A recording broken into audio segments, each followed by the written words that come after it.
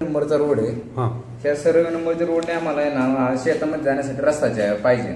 किती फुटाचा हा सर्वे नंबरचा रोड असतो? 12 फुटाचा असतो। आणि आता किती दिसतोय तो?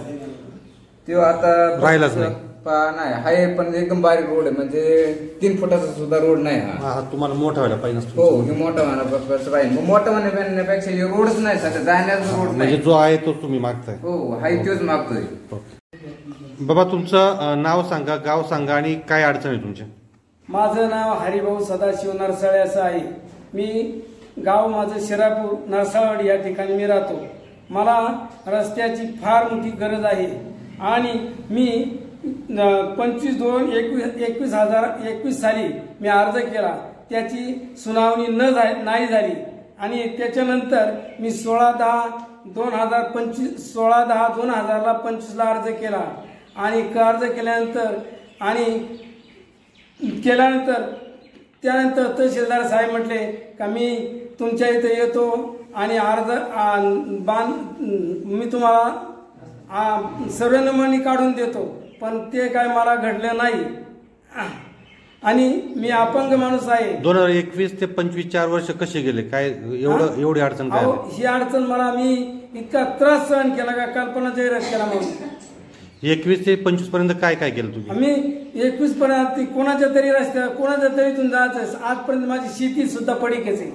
तुम्ही 21 ते 25 पर्यंत अर्ज पत्रव्यवहार केले का हे विचारतोय? पत्र मी फक्त अर्ज दिलेले, त्यांना फक्त अर्ज दिलेले। 4 वर्षात तुम्ही पाठपुरावा काय केला तहसील बरोबर? नाही, काय नाही केला पाठपुरावा त्यांना। आता तुम्ही करताय? आता पाठपुरावा। तुमची मागणी काय? माझी मागणी अशी आहे का मला सर्वे नंबरच्या बांधाने मला रस्ता मिळावा अशी माझी मागणी। आता ही तुमची केस 143 प्रमाणे चालू आहे का? यांचा काय नेमका अर्ज कोणता आहे? यांचा म्हणजे यांनी महसूल सप्तपदी अभियानाअंतर्गत यांनी एक अर्ज केला होता। महसूल सप्तपदी अभियानामधून एक अर्ज केलाय। असे 2-3 प्रकारे त्यांनी एक अर्ज तहसीलला दिले। मुळात तर अर्ज केल्यानंतर प्रत्येक अर्जाचं उत्तर देणं बंधनकारक आहे।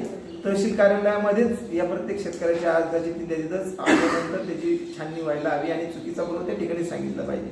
परंतु 2-2 वर्ष रस्ता केसेस चालतात, नंतर चुकला अर्ज बरोबर सांगितलं जातं। सर्वे नंबरचा बांधाचा रस्ता आहे तो त्याला ते 12 फूट त्या ठिकाणी दोन्ही बाजूंनी अंतर काढून तो त्याला मिळायलाच पाहिजे, परंतु जाणीवपूर्वक एका दिव्यांग व्यक्तीला असं कार्यालयामध्ये हेलपाटे मारायला लावतात। एक शोकांतिक आहे। आपण एक शासनाचे पगार घेतो, त्याचे सेवक आहे, त्या पद्धतीने आपण न्याय द्यायला हवा। परंतु अशा पद्धतीने जर शेतकऱ्यांना वेठी धरत असताना त्याच्या पिकाचं नुकसान होतंय, त्याची जी मानसिक शारीरिक नुकसान होते, त्याला सर्वस्वी अधिकारी जबाबदार आहेत। यांनी वेळेस याच्यावर कार्यवाही करावी, अन्यथा भविष्यामध्ये त्यांना शेतकऱ्यांच्या मोठ्या रोषाला सामोरं जावं लागेल।